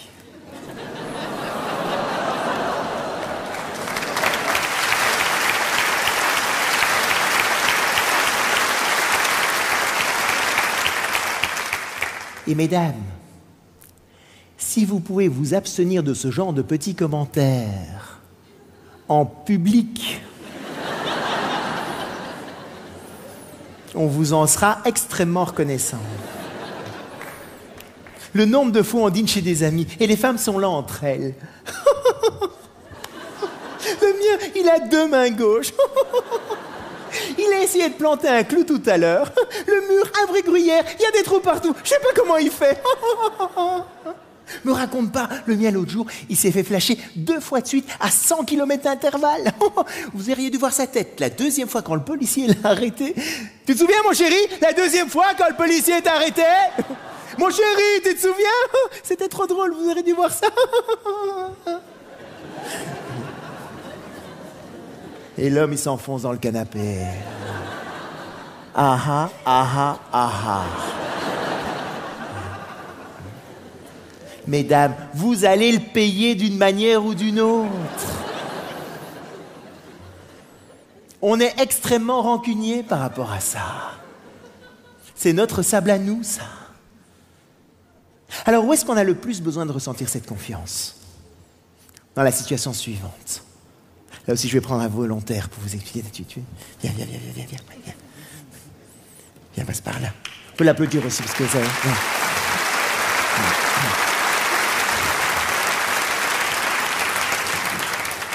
Viens, c'est toi. Comment tu t'appelles? Sun. Sun. Magnifique, Sun. Sun rentre chez lui, le visage un peu fermé, il a l'air un peu tracassé. Tu peux faire ça, un peu tracassé? C'est comme ça?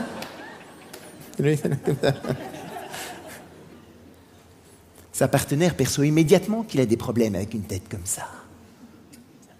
Elle, quand elle a des problèmes, qu'est-ce qu'elle veut faire? En parler. De quoi est-ce qu'elle a besoin pour en parler? De quelqu'un qui va bien l'écouter, qui va bien la comprendre. Ouh là là, Sun, il a l'air d'avoir des problèmes là. Je vais lui donner toute la sécurité dont il a besoin pour descendre sa vague, je vais bien l'écouter, je vais bien le comprendre. Et puis après, on va pouvoir passer une magnifique soirée tous les deux. Le problème, c'est que plus elle va vouloir faire parler Sun, plus Sun, il va être désagréable. Et c'est là où on va sortir tous les deux frustrés de ce type de conversation. Elle est frustrée parce qu'elle se dit « Mais c'est incroyable ça.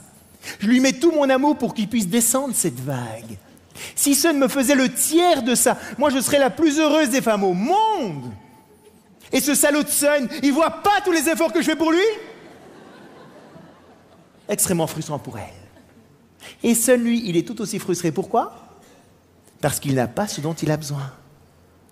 Parce que ce que je vous ai dit, mesdames, tout à l'heure, c'est que quand un homme a un problème, lui, la dernière chose qu'il veut faire, c'est en parler. Nous, tous les hommes, on est une grotte dans laquelle on va se réfugier quand on a des problèmes. Viens dans ta grotte, il y a une petite grotte que je t'ai préparée, là, tu vas voir. Elle est super confortable, il y a tout le matériel. Non, viens, tu vas voir. Il y a tout ce qu'il faut, là. Tiens, rentre là. Voilà. Rentre bien, là, dans ta grotte. Il y a un dragon qui est au-dessus de la grotte. Et il brûle toute personne qui essaye d'y rentrer. Et les femmes, par amour, qu'est-ce qu'elles font? Elles prennent un bélier pour enfoncer la porte. Dis-moi ce qui va pas, Sun, parle-moi, il faut qu'on parle. Un dragon. Elles se font brûler par le dragon. À ce moment-là, elle se dit, mais va de plus en plus mal. Il faut absolument qu'il parle pour qu'il aille mieux. Et elles mettent une combinaison anti-feu et elles y retournent. Parle-moi, il faut qu'on parle.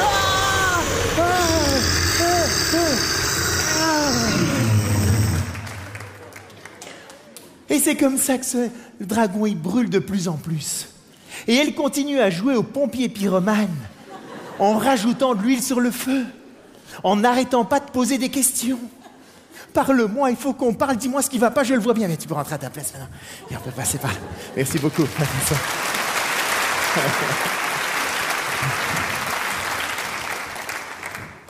Mesdames, le plus beau cadeau que vous pouvez faire à un homme, quand il est dans sa grotte, foutez-lui la paix.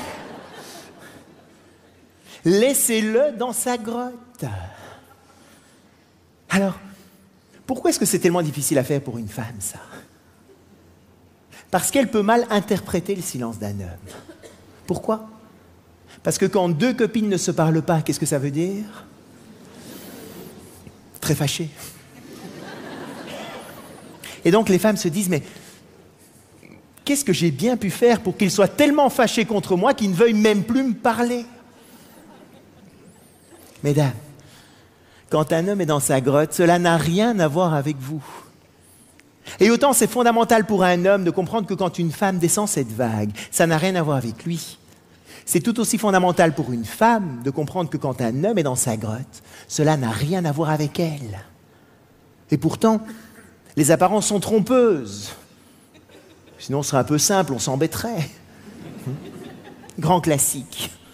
Je suis dans ma grotte, fermée à clé, le dragon est là, tout est bien en place, je suis à la maison, je dis pas un mot. Le masque.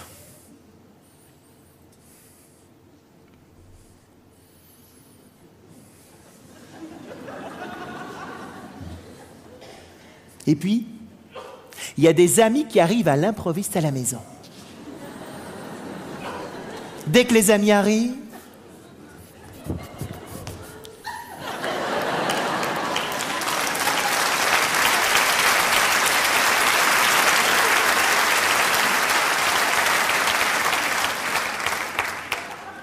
grand sourire, la banane. Comment ça va? Qu'est-ce que je suis content de vous voir! Je vais être tout mignon, adorable pendant 2 heures. Les amis n'ont même pas encore franchi le portail en partant.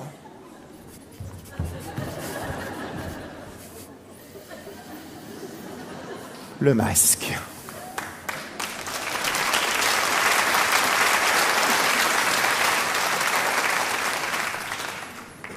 Et là, Corinne pourrait se dire...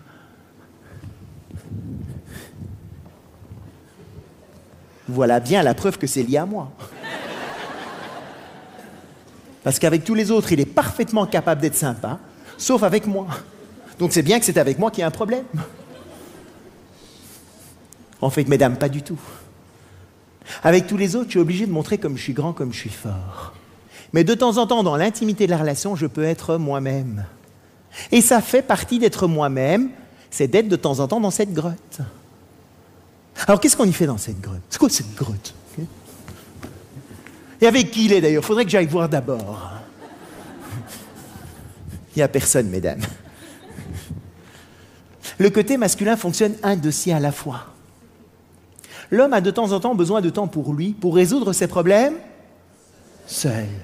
Trouver ses stratégies, voir comment il va faire. Et à un moment donné, il ferme le dossier, il met une chape de plomb dessus et il ne veut plus y penser jusqu'à plus tard. Et c'est ça ce qu'on fait dans notre grotte. Et mesdames, cela n'a rien à voir avec vous. Bonne nouvelle aussi, non? Bon, d'accord.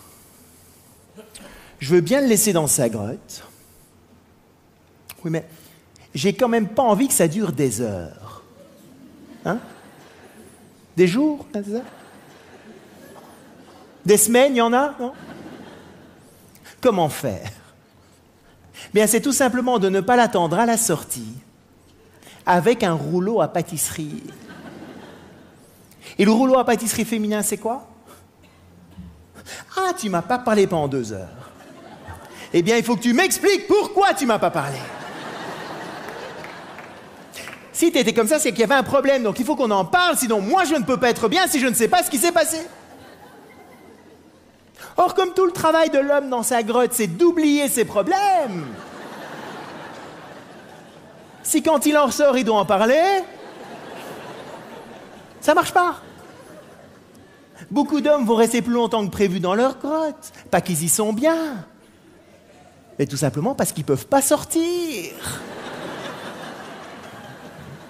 Parce que vous êtes là avec le rouleau à pâtisserie. Donc, mesdames, quand on sort de notre grotte, magnifique cadeau. Pas de questions, pas de remarques, il n'y a jamais rien qui s'est passé. Tout le monde est d'excellente humeur. Oula.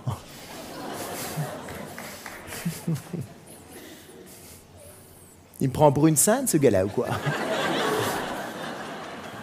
Ça peut apparaître surréaliste pour certaines femmes. Parce que quand il y a beaucoup de sable dans la vague, c'est impossible pour une femme de laisser un homme dans sa grotte. Mais moins il y a de sable dans la vague, et plus c'est possible. Et le problème dans beaucoup de relations, c'est que ces moments-là ne sont pas très bien compris, ni surtout bien gérés par l'autre.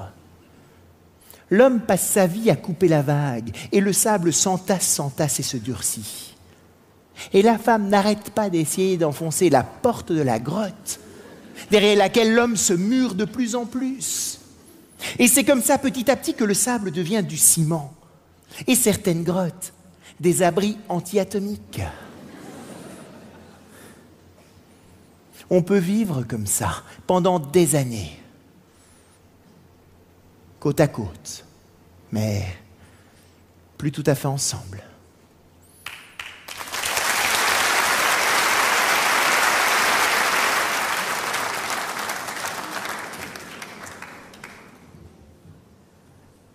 Alors, l'homme a aussi besoin d'appréciation. Et autant une femme fonctionne comme un jardin, autant un homme, lui, fonctionne comme un dauphin. Vous savez comment on dresse ces dauphins pour qu'ils sautent dans les cerceaux? Vous savez comment on fait? On donne du poisson. Le dauphin va sauter pour montrer comme il est grand, comme il est fort, mais aussi parce que chaque fois qu'il saute, il a du poisson. Eh bien, mesdames, un homme, c'est exactement la même chose. Il saute, il saute, il saute, il saute. On va être ravis, mesdames, de faire tout ce que vous voulez, à partir du moment où, quand on le fait, on a du poisson.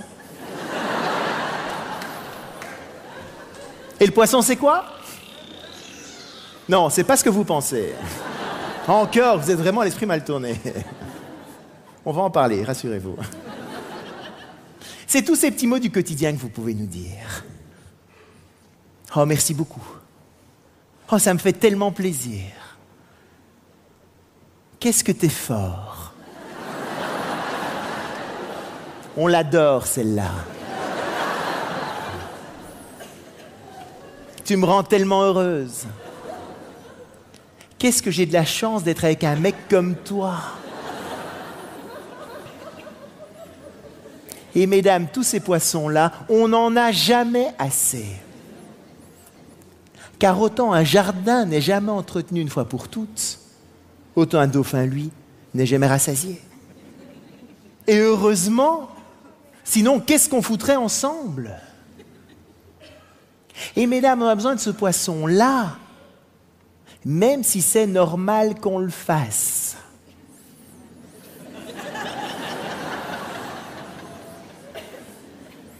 C'est là où ça devient dur. Oui, mais c'est quand même normal qu'il le fasse. Même si c'est normal, on a besoin du poisson. Sinon, on en fait de moins en moins. Oui, mais je vois pas pourquoi j'irais apprécier ce qu'il fait de temps en temps, alors que lui n'apprécie absolument rien de tout ce que je fais. Tout le temps. Mesdames, vous n'avez pas besoin de poisson. Nous, oui. Je suis à la maison en train de passer l'aspirateur. Oh, les poils du chien, j'en ai marre, ce chien, fou. Corinne vient à côté de moi, plein de poissons. Oh, mon amour, c'est extraordinaire, ce tapis est nickel, on pourrait manger par terre. Il n'y a personne qui nettoie un tapis comme toi. Ouais, je suis fort!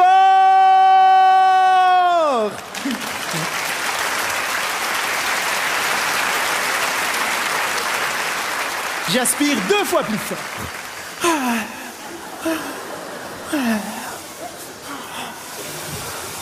Le tapis est nickel, on peut manger par terre. L'inverse maintenant. Corinne est en train de passer l'aspirateur.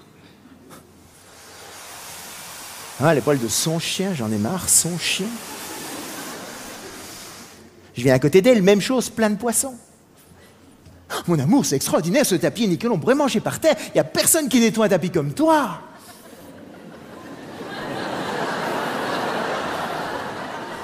Je me prends l'aspirateur dans la figure.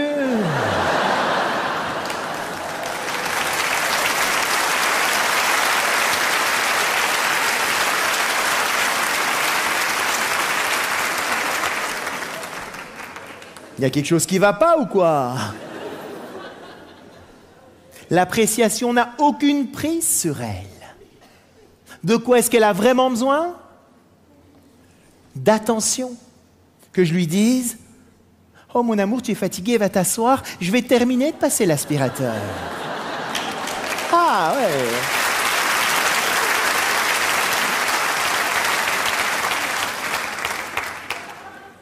Quand une femme a de l'attention et de la compréhension, le poisson c'est bien, je ne vais pas dire qu'elle n'aime pas évidemment. Mais ce n'est pas ça qui est réellement motivant pour elle. Mais à l'inverse, si Corinne me faisait cette attention-là, je suis en train de passer l'aspirateur et elle me dit: oh mon amour, tu es fatigué, va t'asseoir.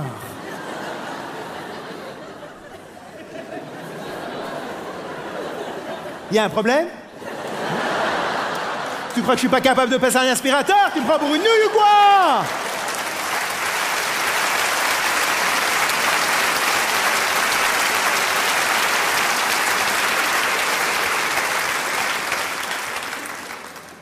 Je n'ai aucune envie qu'elle me fasse cette attention-là. On va faire l'erreur de donner ce qu'on aimerait bien recevoir. Les femmes vont donner plein d'attention et de compréhension aux hommes. Ouh là là, quand il rentre, il va être fatigué. Je vais lui faire son petit dîner. Je vais faire 14 magasins pour trouver le petit cadeau qu'il aime bien. On le prend, c'est pas désagréable, mais c'est pas ça qui est réellement motivant pour un homme. Et les hommes, qu'est-ce qu'ils font? Ils donnent plein de confiance et d'appréciation aux femmes. Moi, ma femme, je lui fais toute confiance. La manière dont elle gère les enfants, les écoles, c'est génial comme elle fait. J'ai jamais vu un prof de ma vie, je sais pas où ils sont. Les médecins, non, non, ma chérie, ne m'en parle pas, non, ta carte blanche, c'est génial comme tu fais, il n'y a absolument aucun problème. Et les femmes vont dire: mais je m'en fous, moi, de ta confiance et de ton appréciation. Moi, ce que j'aimerais bien, c'est qu'on aille voir les profs ensemble, que je me sente soutenu, qu'on puisse en parler. Mais les hommes sont là: non, non, ma chérie, c'est merveilleux comme tu fais. Et c'est là où on va petit à petit s'épuiser, en ayant l'impression d'avoir été extraordinaire envers l'autre et de ne rien avoir reçu en retour. Et on se retire des points, jusqu'au retrait du permis. Donnons à l'autre ce dont il ou elle a besoin pour retrouver très très vite tout le plaisir, toute la joie d'être ensemble. Alors évidemment, les choses sont un peu plus complexes. Ça, c'est le cours de base. Mais bon, avant de pratiquer la guedille, il faut maîtriser le chasse-neige. On a tous en soi un côté que j'ai décrit comme masculin et un côté que j'ai décrit comme féminin. Les femmes se sont sûrement retrouvées dans certains côtés masculins. Les hommes se sont, j'espère, retrouvés dans quelques côtés féminins. Il faut aujourd'hui que l'on devienne bilingue.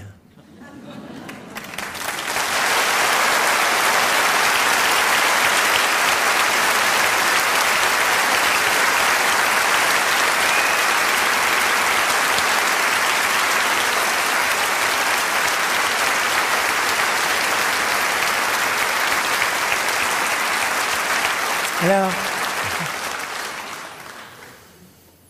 il reste un domaine de la relation qui vaut peut-être le coup d'être abordé. La relation sexuelle. Alors j'en parle à la fin, parce que comme ça, au moins, je suis sûr que les hommes restent jusqu'au bout.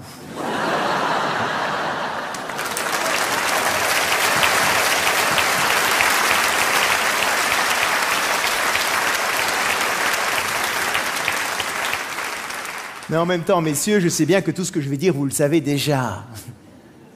Vous êtes des amants exceptionnels, je n'en doute évidemment pas. Vous voyez que ça marche le poisson. Où est-ce que le sentiment masculin de compétence est le plus exacerbé? Dans la relation sexuelle, évidemment.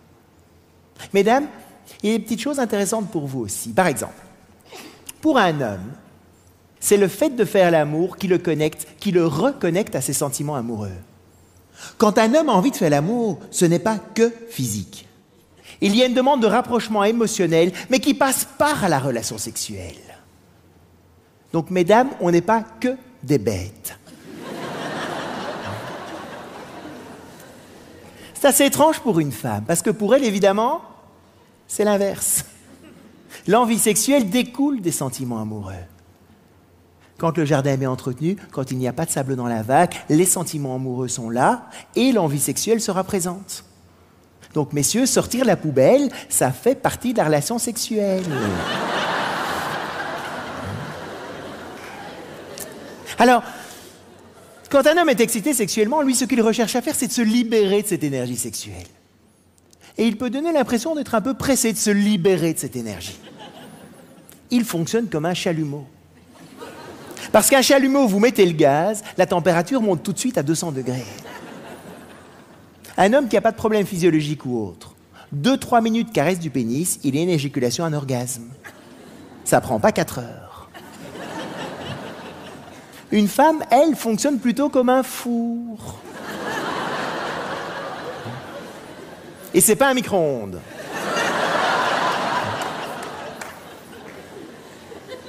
« 20 à 30 minutes pour chauffer le four. » Et messieurs, 20 à 30 minutes dans ces moments-là, c'est très long. Et dans un four, il y a toujours une période de préchauffage, exactement. Toujours commencer par caresser les zones non érogènes. Caresser les zones érogènes d'une femme quand le four est froid, c'est un peu comme caresser le pénis d'un homme un peu après l'éjaculation. C'est un peu mou, ça chatouille, c'est franchement pas le meilleur moment.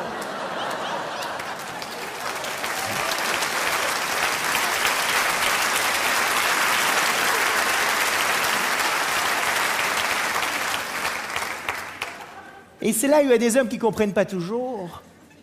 Ils arrivent le lendemain matin à la cuisine, poète, ils caressent les seins. La femme est un peu comme ça. Oui, mais hier soir, t'aimais bien. Ben oui, quand le four est chaud, c'est agréable. Quand le four est froid, franchement, c'est pas génial. Mesdames, nous, le chalumeau, il est chaud. On est prêts. Perdez pas votre temps à caresser les cheveux pendant des heures. Enfin, pour ceux qui en ont, évidemment. Allez-y droit au but, à l'essentiel, tout de suite. On va faire l'erreur de donner ce qu'on aimerait bien recevoir. Les hommes arrivent, ouais, poète, la main dans la culotte et c'est parti. Hein? Un peu frustrant pour une femme. Et les femmes sont là pendant 3 heures. La la la la la la la la la la. Et là, qu'est-ce que t'attends? Vas-y, là, quoi.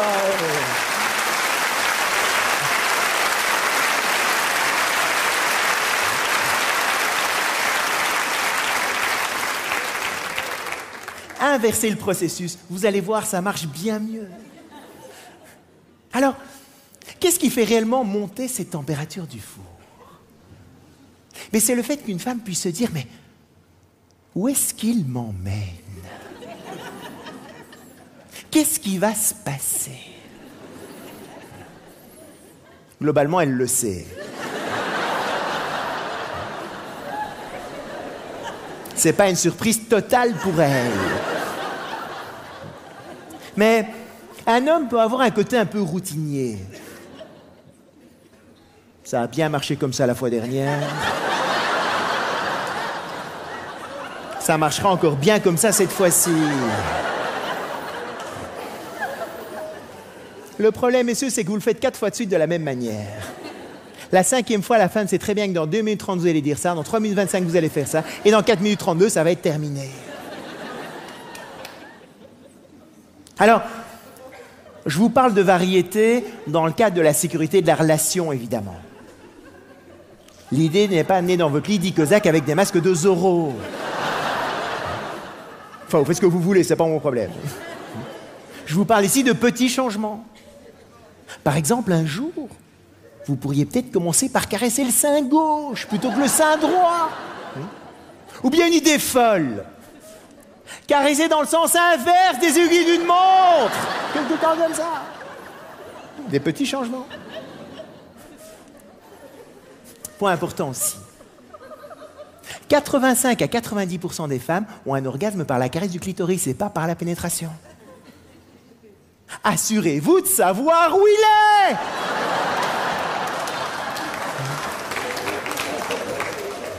Pas maintenant, hein.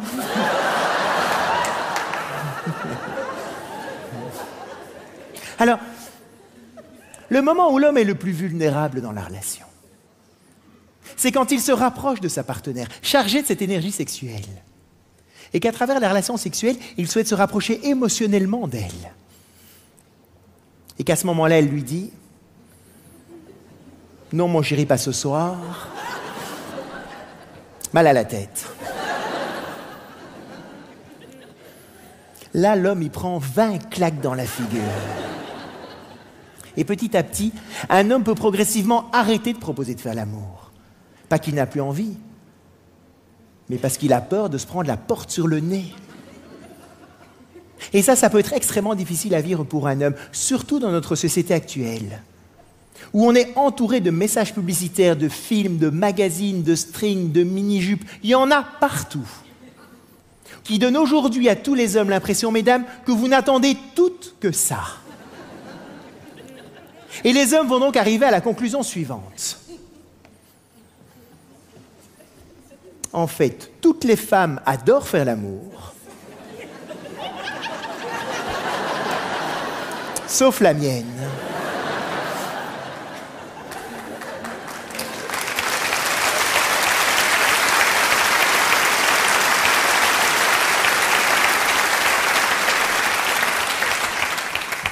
Pas de bol, quand même. Je suis juste tombé sur celle qui aime pas. C'est quand même un peu idiot, ça.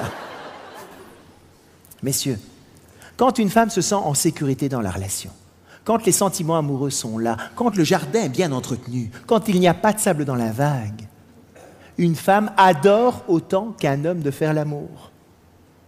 Vous êtes d'accord, mesdames, avec ça? Redites-le un peu plus fort. Encore une fois, très très fort.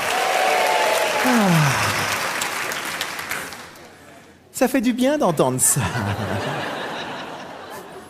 On a besoin d'être rassuré parfois. Faire l'amour n'est pas un truc de mec. Une femme a autant de plaisir qu'un homme quand les conditions sont remplies. La nature est bien faite. Alors, mesdames, quand vous dites non, si vous dites non, s'il vous plaît, mettez 10 paires de gants pour amortir le choc. J'adore faire l'amour avec toi, mais ce soir, et j'adore faire l'amour avec toi.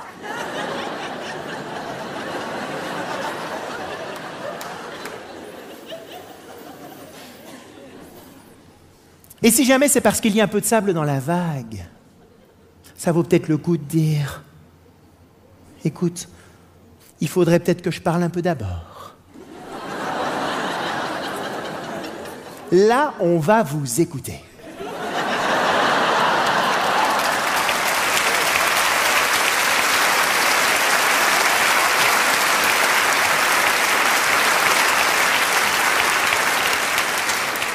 On va être extrêmement attentif. On ne va absolument pas vous interrompre. Alors, faire l'amour n'est évidemment pas un chantage. Mais si c'est ce que vous ressentez, ça vaut peut-être le coup de le dire. Et puis de passer ce merveilleux moment ensemble. Parce que c'est quand même quand on fait l'amour de manière régulière que l'on parvient à garder une certaine intensité dans les sentiments que l'on a l'un envers l'autre. Alors, on peut peut-être aussi parfois négocier. Pour ne pas que ce soit juste oui ou non. En comprenant qu'en fait, il y a différentes manières de faire l'amour. Il y a ce que j'appellerais la manière classique. C'est le fait maison. La bouillabaisse à Marseille. La choucroute à Strasbourg. Bon petit plat cuisiné. Corinne a envie de faire l'amour, moi aussi, on prend le temps, on fait chauffer le four, on passe un merveilleux moment tous les deux. Temps de cuisson 30 à 40 minutes. Alors, je vous donne le temps de cuisson pour vous aider à prendre conscience que ça ne bouffe pas spécialement toute la nuit. D'accord ? Oh, on va être crevé demain.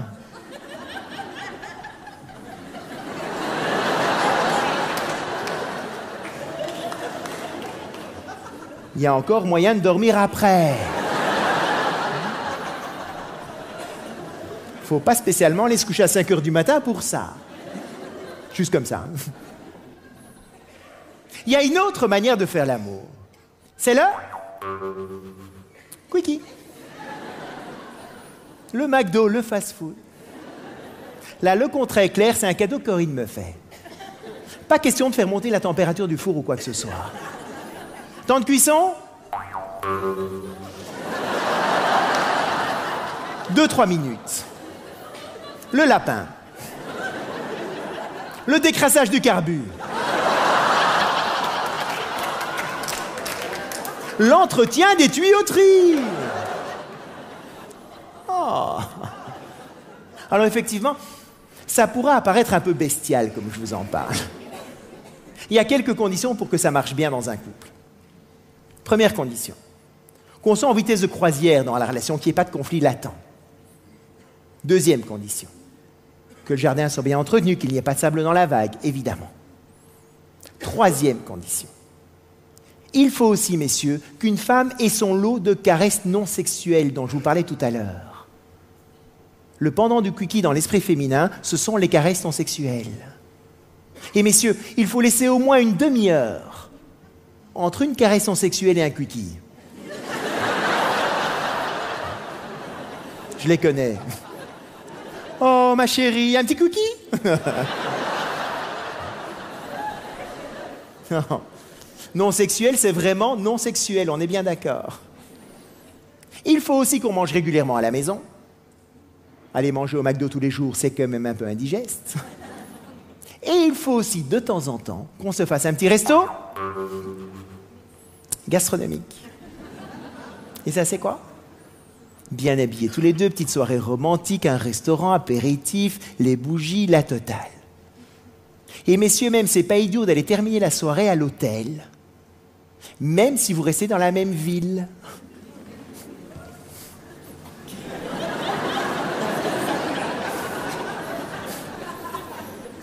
Pourquoi est-ce que j'irais dépenser des sous dans une chambre d'hôtel alors qu'on a notre chambre juste à côté? Il y a des hommes qui voient pas trop. Messieurs, quand une femme est dans son cadre familier, malgré elle, avec ses 10 dossiers ouverts en permanence, elle va voir la toile d'araignée qui est au plafond. Et elle va se dire, il va falloir que je fasse quelque chose demain. Elle va avoir peur de faire du bruit, que les enfants se réveillent ou les voisins ou quoi que ce soit. Quand elle n'est pas dans son cadre familier, elle a moins d'éléments auxquels se raccrocher et elle pourra plus facilement se laisser aller. Et plus elle se laisse aller, plus elle s'abandonne, plus elle va prendre du plaisir. Et plus elle prend du plaisir, messieurs, plus vous en prendrez aussi. Donc, c'est un excellent investissement. Et c'est là où on peut négocier. Je peux m'approcher de Corinne, lui proposer de faire l'amour et elle va me dire... Oh, écoute, ce soir, je suis un peu fatigué, mais si tu veux un petit quickie, il n'y a pas de problème. Ouais. Ou bien elle peut me dire... Bah, un petit quickie ce soir, sinon demain, je serai plus en forme, on peut se faire un fait maison. Bah, un quickie ce soir, un fait maison demain, moi, ça me va, je prends les deux, hein. Pourquoi choisir? C'est pas juste oui ou non. Et on peut alors chacun être respecté dans ce qu'on est prêt à donner et à partager dans ces merveilleux moments-là. Et c'est là où on a un bon régime alimentaire. On mange régulièrement à la maison. De temps en temps, on n'a pas trop le temps. On se fait un petit quick. Et puis de temps en temps, on se prend le temps d'une bonne bouffe. Et quand on mange comme ça, il n'y a aucune raison d'aller manger ailleurs. Bon appétit!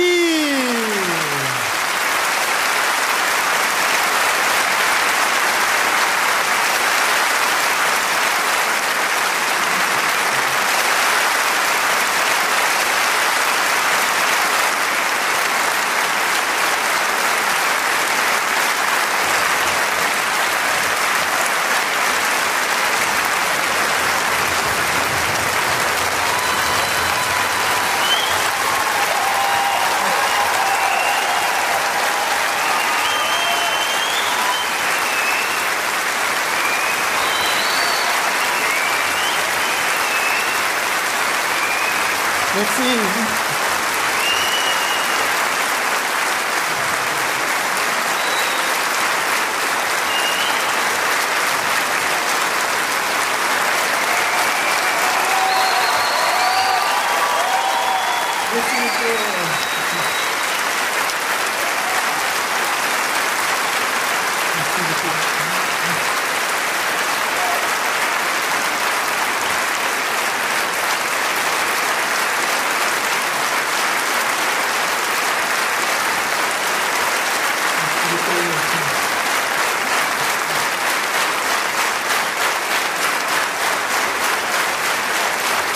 Alors,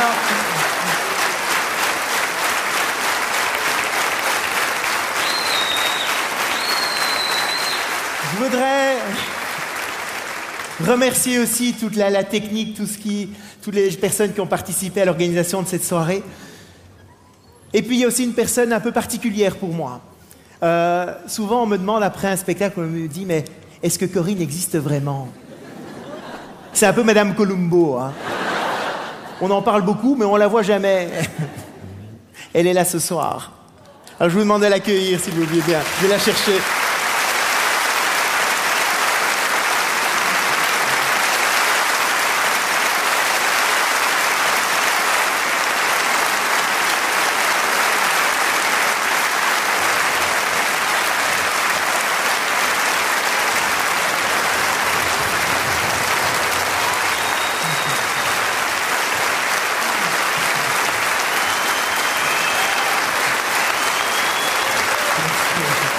Alors, comme dans les prochains mois, on n'aura pas tout à fait l'occasion de partir à Hawaï. J'ai quand même une petite chose, viens avec moi. Je vais te donner ça. Viens.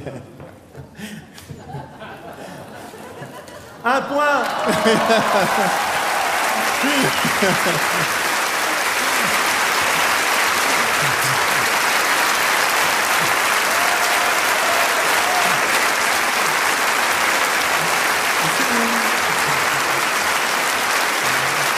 Merci beaucoup.